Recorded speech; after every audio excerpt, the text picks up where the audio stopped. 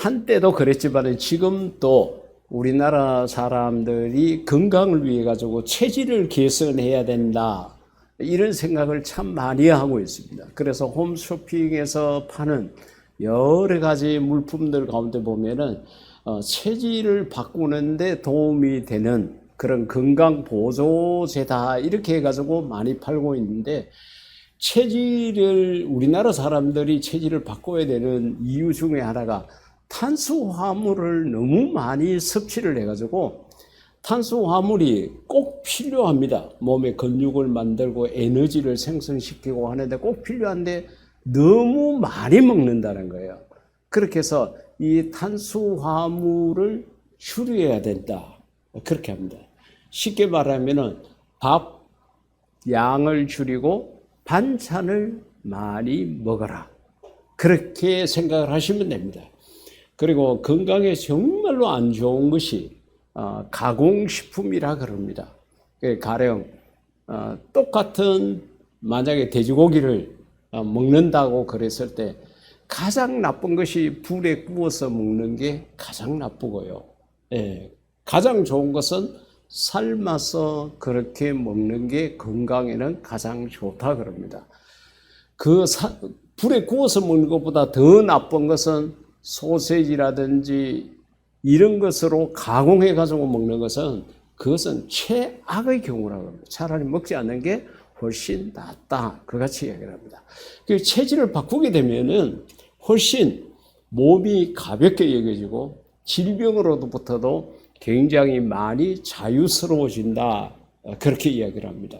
그렇기 때문에 여러분들도 하나님이 물론 건강을 지켜주시고, 그러니까 내가 그냥 막 입맛 땡기는 대로 먹고 내 식욕이 되는 대로 먹고 해도 지금 이만한 건강이 있겠지만은, 그렇지 않게 되면은 내가 절제를 하지 못하면은 여러 가지 어렵고 힘든 그런 상황에 빠질 수가 있습니다. 그러기에 여러분들이 음식을 하나 내 입으로 넣더라도 이것이 내 건강에 도움이 되겠느냐, 이걸 좀 생각을 하고 드신다 그러면은 체질 개선에 도움이 될 겁니다. 근데 성경을 보게 되면은 하나님으로부터 복을 받은 사람들의 이야기가 굉장히 많이 있거든요. 물론 이제 뭐 구원의 복, 이거보다 더 큰 것은 없습니다. 여러분, 만약에 내가 어떻게 실수를 해가지고 사람을 죽게 했습니다. 근데 내가 감옥에 가야 돼요. 그런데 정말 어떻게 해가지고 감옥 가지 않도록 됐다 그러면은 그게 얼마나 마음에 고마운 마음이 있겠습니까? 구원에 대한 것도 마찬가지죠. 우리가 죽어가지고 지옥 가야 된다. 근데 내가 예수님을 믿음으로 말미암아 지옥 가지 않게 됐다. 지옥 가지 않는 것만 해도 고맙고 감사한데 천국이라는 곳에 가게 됐다. 이거는 엄청난 은혜거든요. 근데 이 은혜의 사이즈가 너무 크니까 우리 머릿속으로 이해가 안 되고 감이 안 잡히니까 구원의 은혜, 긴가 민가 생각을 하고 감사도 없고 거기에 대해 가지고 받은 은혜도 잠깐 기억할 뿐 잊어버리고 이렇게 살거든요. 그런데 성경에 하나님으로부터 은혜를 받은 사람들이 영적 체질을 바꾼 이야기들이 곳곳에 나타나 있습니다.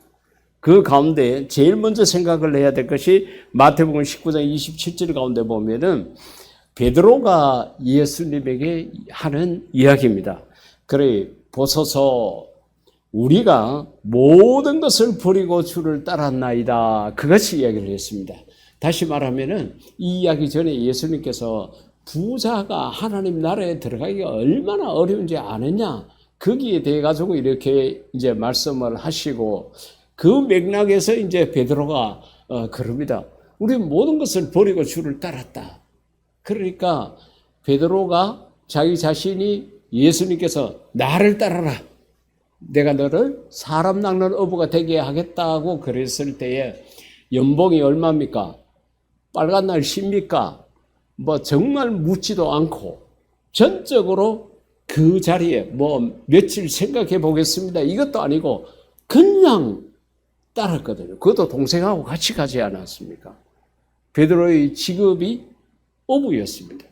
그리고 자기 자신은 그 어부 일을 통해 가지고 가족들의 생계를 책임지고 있었습니다. 그런데 그 모든 건 내가 떠나게 되면 우리 가족들은 뭐 먹고 살지? 내가 어부 일을 해야 되는데 이거 하지 않으면 소득? 뭐 예수님이 연봉 얼마 줄게 이렇게 말씀하신 것도 아니고 한데도 그걸 뒤로 미루고 예수님을 따라갔다는 거죠. 그래서 베드로가 자신 있게 예수님에게 벗어서 우리를 좀 보라는 거예요. 베드로만 그런 것이 아니라 그 자리에 있는 모든 제자들도 어떤 모양으로든지 주님의 부르심에 거역하지 않고 적극적으로 순종해서 따라왔거든요. 그 우리가 모든 것을 버리고 우리는 주님을 따라왔습니다. 순종했습니다. 이렇게 이야기를 하거든요. 그러면 이렇게 된 결과가 어떻게 됐느냐? 베드로 그의 가족들 굶어 죽지 않았습니다. 먹고 사는데 전혀 생계에 지장이 없었습니다. 베드로뿐만 아니라 모든 제자들이 다 그러했습니다. 어느 제자의 가족들이 와가지고 네가 우리 가족을 팽개치고 네가 우리 집의 경제적 가장인데 우리 가족을 버리고 갔기 때문에 우리가 먹고 살기가 이렇게 어렵다. 오너라 와서 다시 일하자. 이렇게 한 사람이 없어요. 모든 것을 버리고 따랐다는 것은 베드로는 적어도 물질을 우선적으로 생각하지 않았다는 거죠. 예수님이 불렀을 때 물질에 대해서 생각하지 않았습니다. 가족의 뒷염려를 생각하지 않았습니다. 전적으로 믿고 따라갔다는 이야기예요. 자기가 열심히 일해가지고 먹고 사는 그 체질에서 주님에게 그 모든 것을 맡기는 체질로 바꾸었다는 거죠. 그렇기 때문에 우리가 주의 일을 할 때에 하나님이 나를 불렀을 때에 이것저것 생각을 하고 이렇게 하게 되면은 우리는 주의 일을 할 수가 없고 또 내가 열심히 일해가지고 내 가족들 버려먹고 살게 하고 이렇게 한다고 그래가지고 잘 먹고 잘 사느냐 그것도 보장되지 않는다는 거예요. 혹시 여러분들이 하나님의 부르심을 받게 되면은 베드로처럼 물질에 대한 것 걱정하지 말고 주님의 부르심에 순종하는 그런 자가 되기를 주의 이름으로 축복합니다. 아이고 내 나이가 얼만데 이렇게 생각하지 마세요. 하나님께서 모세 불렀을 때 나이가 80이었습니다. 아직까지 모세 나이 기준으로 생각하면은 우리 아무도 지금 부름받을 수 있는 그 대상이 안 돼요. 하나님이 언제 어떤 모양으로 우리를 부르실지 모르지만은 언제나 준비되어 있어가지고 물질을 갖고 계산하지 말고 하나님 일에 여러분의 시간과 재능과 물질과 목숨까지도 다 할 수 있기를 주의 이름으로 부탁드립니다. 두 번째로 역대상 13장 14절 말씀 가운데 보면은 다윗 왕이 자기가 왕이 되고 난 다음에 자기는 화려한 왕궁에 살고 있는데 하나님의 궤, 법궤, 성궤 이렇게도 이야기를 하는데 하나님의 궤가 저 창고 자기가 봤을 때는 자기는 왕궁인데 저 창고와 같은 저곳에 있는 것을 알고는 그것을 이제 하나님의 성전으로 데리고 와야 되겠다.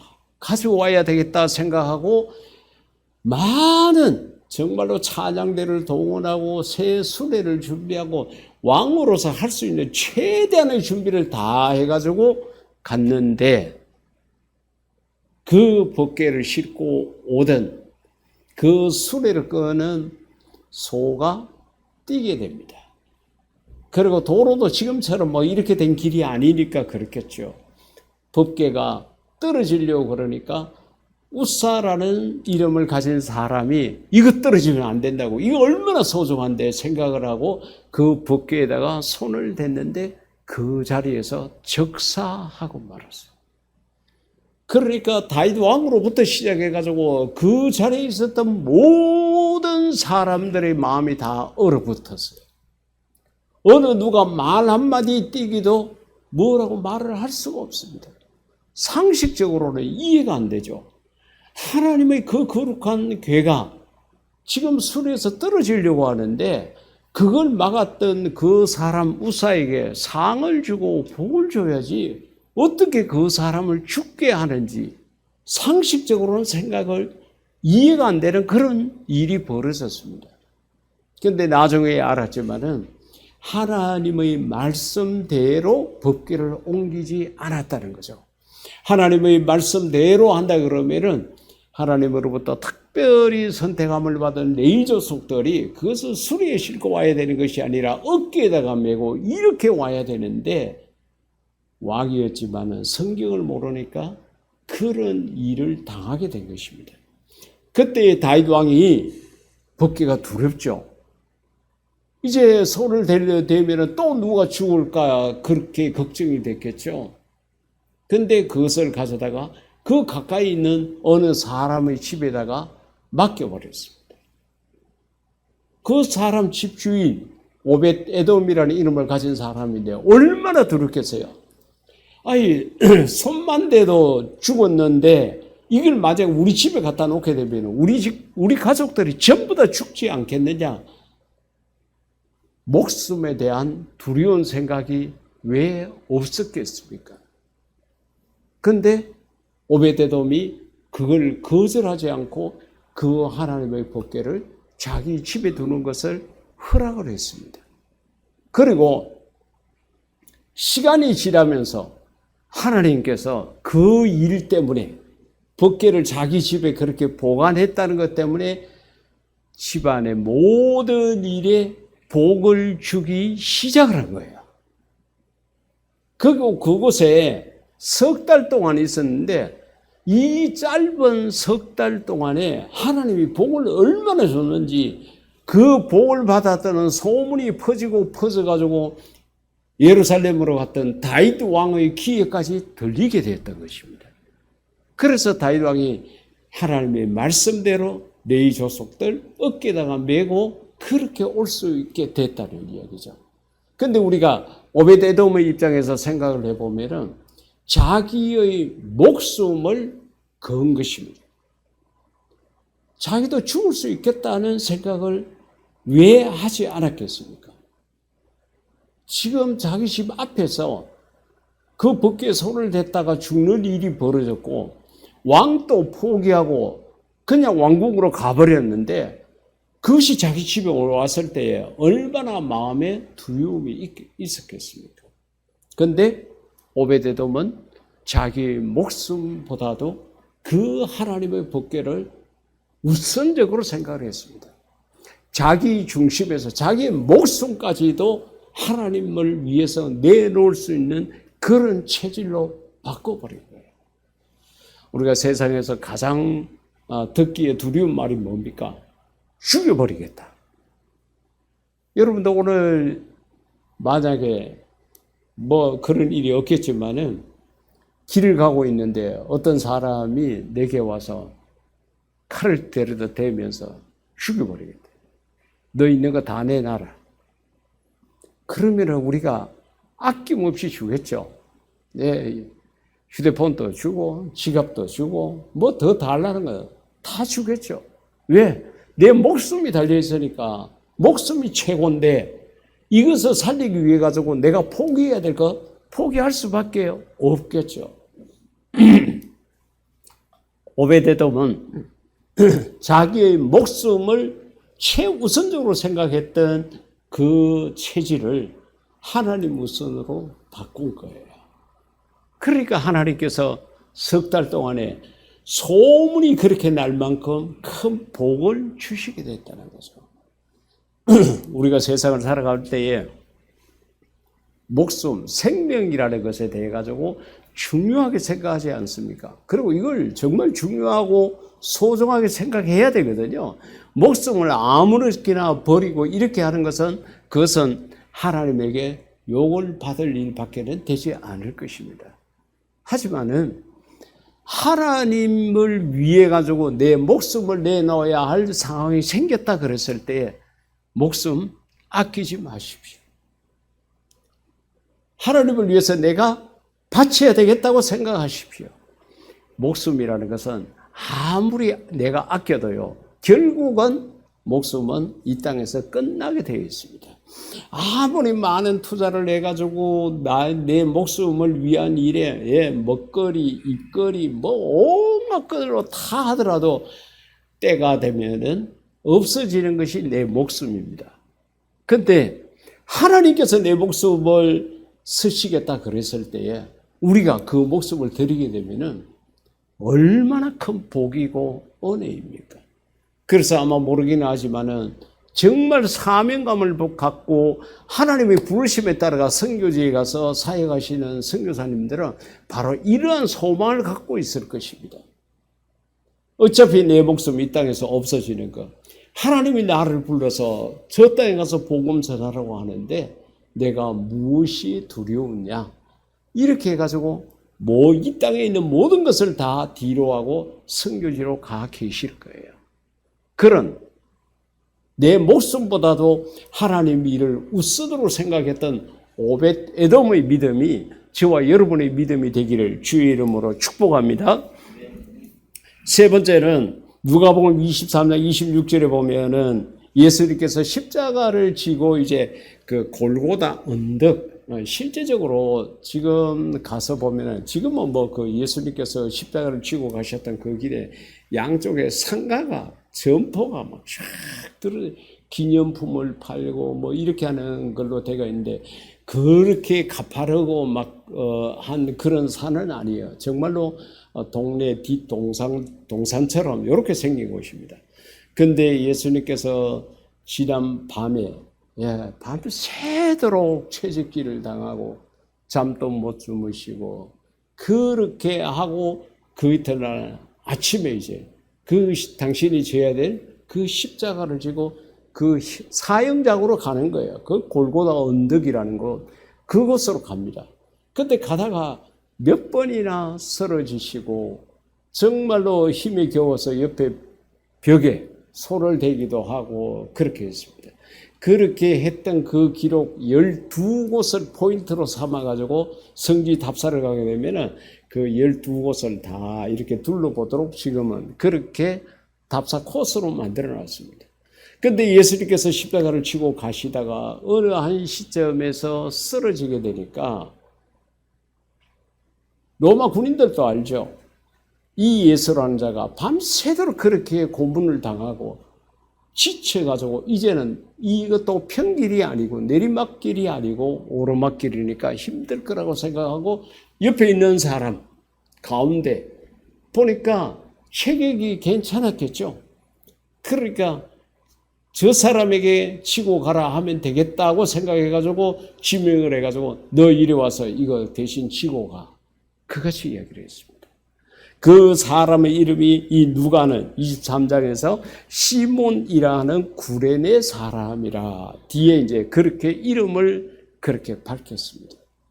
그러면 이 사람이 구레네 사람이라고 그와 같이 이야기를 했습니다. 예루살렘에 살 사람은 아니었다는 거죠. 무엇인가 볼 일이 있어서 그곳에 왔을 것입니다. 나름대로 급할 일이 있었을 것입니다. 근데 와서 보니까 사람들이 웅성거리고 이런저런 소문이 들리는데 그 유명한 예수라는 자가 사형장으로 끌려간다 그러니까 구경하러 왔겠죠. 그런데 로마 군인이 예수님 대신해서 그 십자가를 치라고 했을 때 내 일이 바쁘다고 핑계하지 않았습니다. 내 지금 급한 일이 있고 내 지금 볼일 볼 시간이 다 됐다고 자기 일을 핑계 삼아가지고 그 십자가를 거부하지 않았습니다. 우리는 주의 일을 하려고 그래도 내 일이 바빠가지고 교회 일을 할 시간이 없고 주의 일을 할 시간이 없고 하나님이 부르신 그 직책에 내가 집중할 수 있는 시간이 없다고 핑계할 때가 얼마나 많이 있습니까? 그런데 이 시몬은 그렇게 하지 않았어요.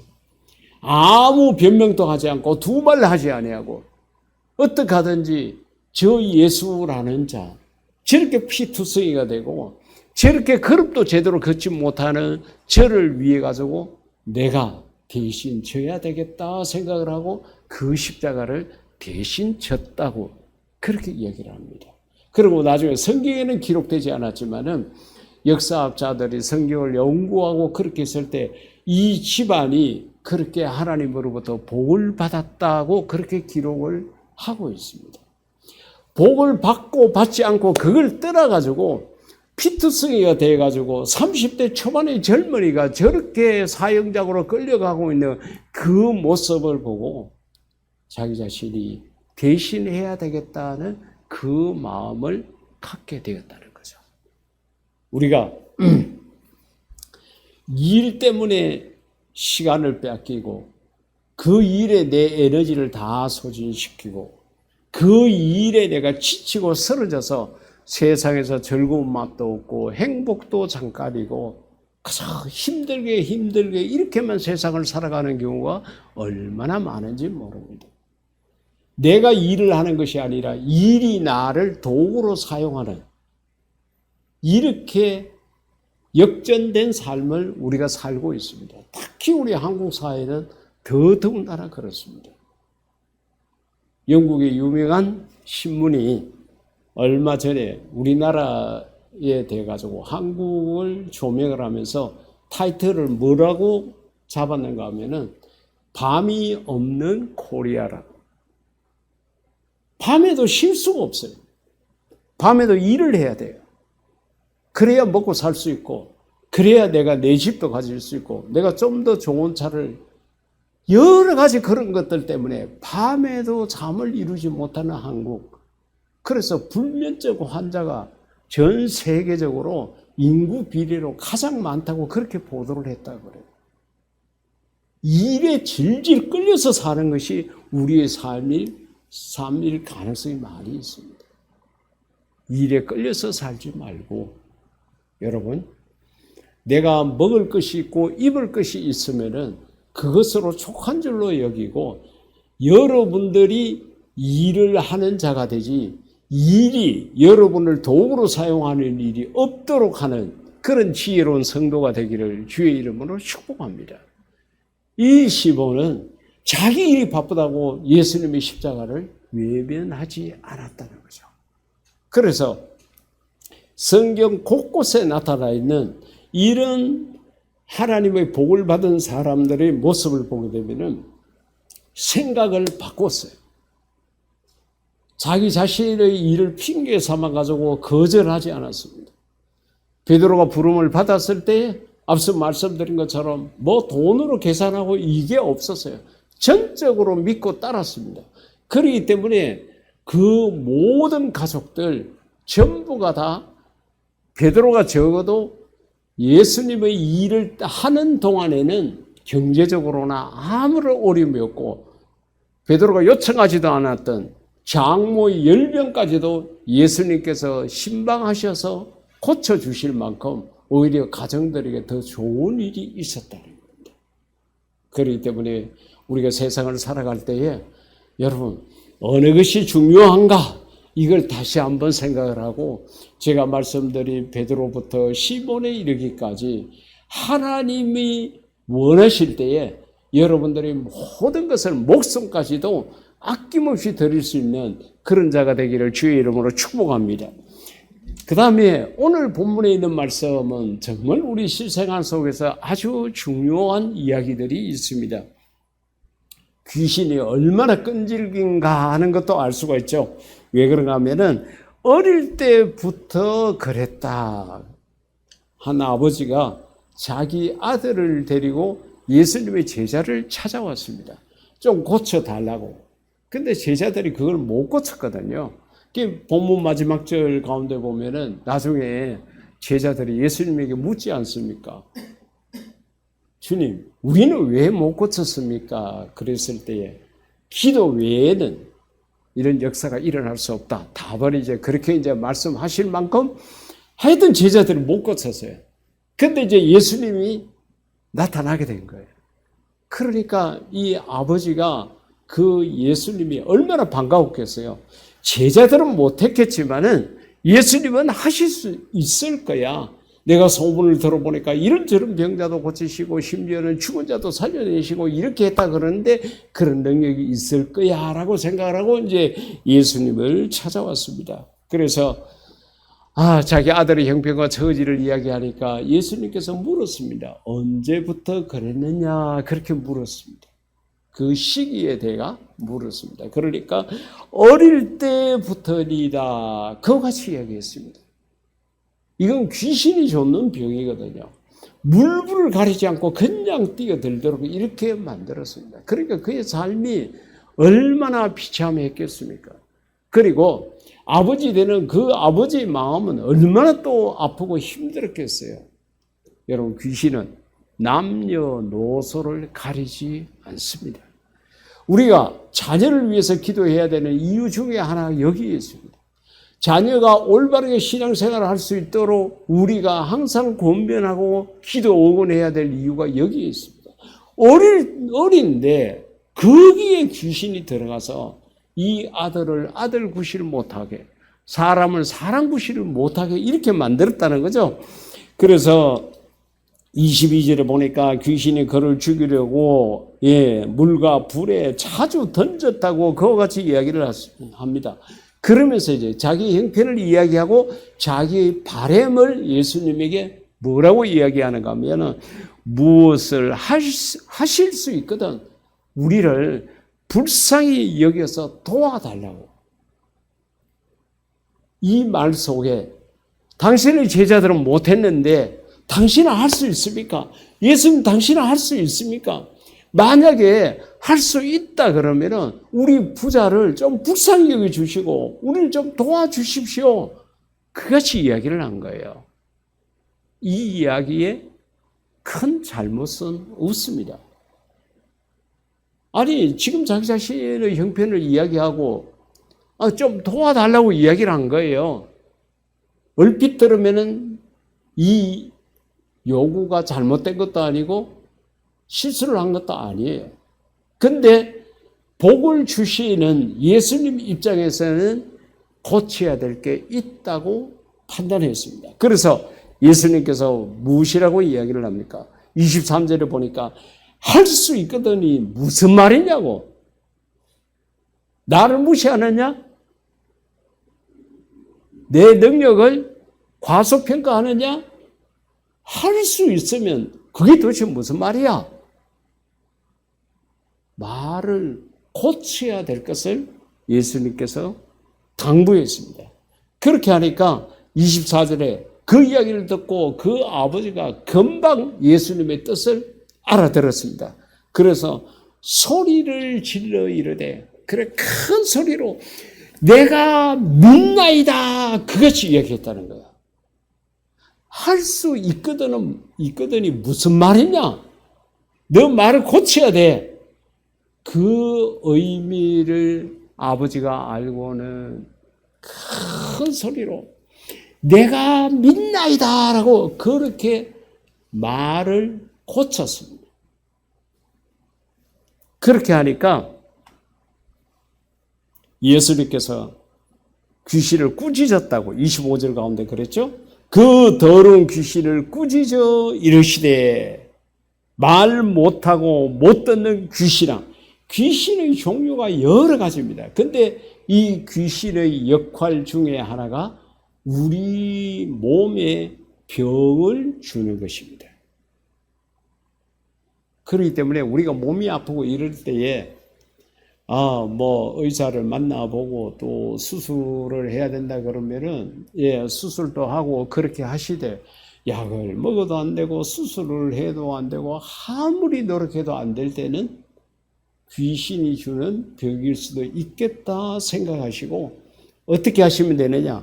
예수님이 하신 대로 예수님께서 뭐라고 합니까? 귀신을 향해 가지고 내가 네게 명하노니. 명한다는 것은 명령한다는 이야기예요.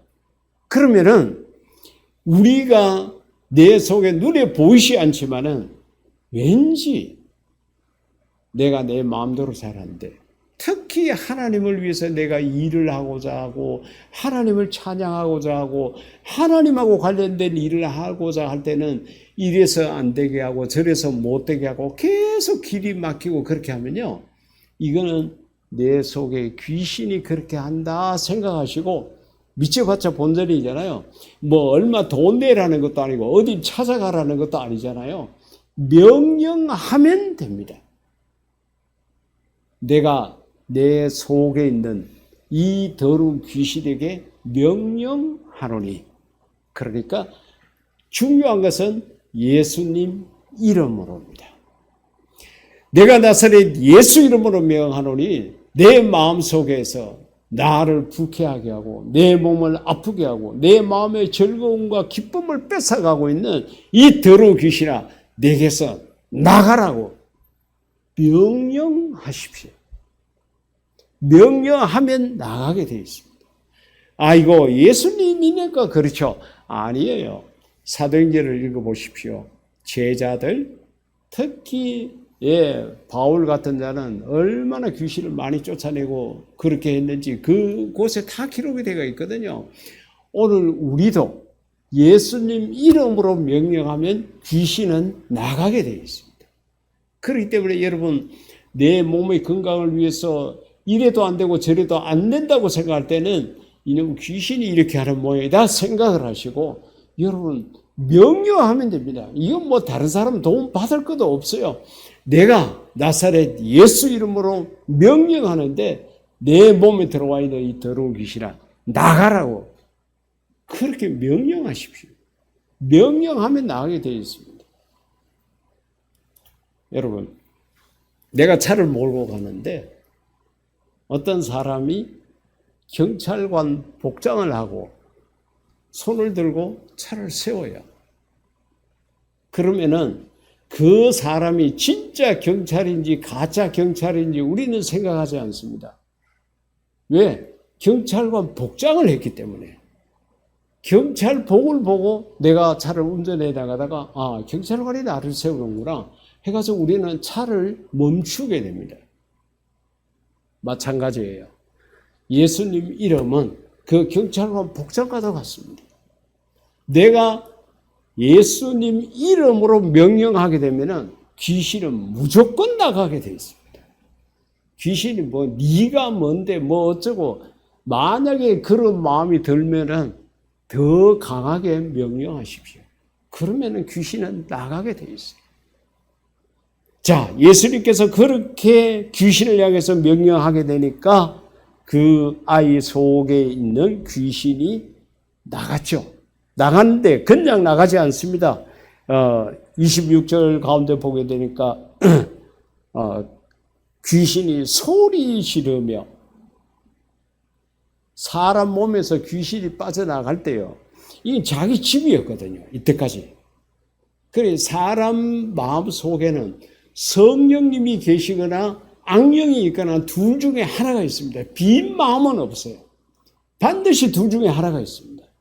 그런데 귀신이 여기서 쫓겨 나가게 되면은 그 다음에 자기는 또 다른 집을 찾아야 되는데 빈 집이 없으니까 정말로 자기 집을 찾기가 어려운 거예요. 그게 화딱지가 나죠. 이때까지 모르게 잘 지냈는데 어릴 때부터 내가 요걸 집으로 삼아가지고 애를 이렇게 저렇게 자기 마음대로 그렇게 했는데 이제 쫓겨나게 되니까 화가 나죠. 그러니까 그냥 안 나가요. 쓰러뜨리게 하고 그렇게 하죠. 그래서 우리 간혹 요즘 그런 사람들이 별로 없습니다만은 제가 클 때만 하더라도 길을 가다가 갑자기 멀쩡한 사람이 쓰러져서 막 사지를 떨고 입에 거품을 내고 막 눈이 막 돌아가고 그래요. 다들 놀라가지고 쳐다보고 있죠. 근데 한 1, 2분 그렇게 하다 보면은 툭툭 먼지, 옷에 먼지 다 들고요. 멀쩡하게 걸어가요. 귀신이 사람을 그렇게 만드는 거예요. 그래서 그걸 우리 경상도에서는 칠혈병 한다고 그렇게 이야기를 했는데, 이 귀신들이 그렇게 멀쩡한 사람을 그렇게 만드는 거예요. 근데 이제 예수님께서 쫓아내니까 아이 속에서 막 큰 소리를 지르게 하고 아이는 퍽 쓰러지게 된 거예요. 그러니까 그곳에 있는 모든 사람들이 죽었다고. 그럴 수밖에 없죠. 순간 발악을 하는 것 같더니만은 탁 쓰러진 거예요. 그런데 예수님께서 그를 일어서게 했다고 마지막에 그와 같이 표현을 했습니다. 그래서 그 아이가 멀쩡하게 된 거예요. 이 아이가 고침받게 되는 그 과정 속에는 아버지의 말 바꿈이 있었습니다. 언어를 고쳤다는 거죠. 말을 고치니까 자식의 병이 고침받게 되었다는 거죠. 우리가 성경에도 이 말에 대한 것도 많지만은 우리 일반적인 사람들도 옛날부터 그랬습니다. 말 한마디로 천냥 빛을 갚는다는 그런 말이 있을 만큼 말이라는 것이 이렇게 중요하다는 것을 이야기했습니다. 성경은 전체적으로 봤을 때에 말에 대해서 뭐라고 이야기하는가 하면 첫째는 말 많이 하지 마라. 말이 많으면 실수가 많다. 말 많이 하지 말라고 이야기를 합니다. 그 다음에 두 번째는 부정적인 말 하지 마라. 부정적인 안 된다, 못한다 이런 말 하지 말라고. 부정적인 말 하지 말라고 그러는데 그러면 어떤 말을 하라고 그러느냐? 에베소서, 잠언 이런 데 보게 되면 말에 대한 이야기가 많이 있는데 첫째는 덕을 세우는 말을 해라. 덕을 세우는 말을 해라. 그 다음에 두 번째는 은혜스러운 말을 해라. 그같이 이야기를 한 거예요. 자, 오늘 이 아버지가 말을 바꾸니까 하나님께서 그 가정에 가장 골치 아팠던 문제, 옛날부터 있었던 그 문제를 고쳐주셨습니다. 여러분 가정에 가장 고질적인 문제가 무엇입니까? 여러분 개인적으로 가장 힘든 문제가 무엇입니까? 오늘 이 아버지처럼 말을 바꾸어 보십시오. 언어의 체질에 변화를 줘 보십시오. 할 수 있거든이 무슨 말이냐고 예수님께서 그렇게 말씀을 하게 되니까 내가 믿나이다라고 그같이 말했던 이 아버지의 말을 생각을 하시고 여러분 말을 덕스러운 말로 바꾸십시오. 은혜스러운 말로 바꾸십시오. 그것이 하나님의 복을 받는 그릇이 될 것입니다. 우리는 앞서서 베드로로부터 이 많은 사람들의 이야기를 보면서 그들의 생각을 바꾸고 말을 바꾸게 되니까 하나님의 복을 받았다는 것을 알게 되었습니다. 새해 여러분들이 어떤 복을 받기를 원합니까? 복을 받을 그릇을 준비하십시오. 그 그릇이 여러분의 체질을 바꾸는 것입니다. 언어의 체질부터 시작해서 소소한 것까지 정말 은혜스러운 것으로, 덕스러운 것으로, 성경적인 것으로 바꾸십시오. 그렇게 하게 되면 하나님께서 여러분에게 복을 주실 것입니다. 이 시간 우리 다 같이 기도할 때에 하나님, 내가 하나님을 믿습니다. 하나님은 하실 수 있습니다. 이제 내 말을 바꾸게 했으니까 나에게 복을 주십시오. 이렇게 우리 기도하시겠습니다.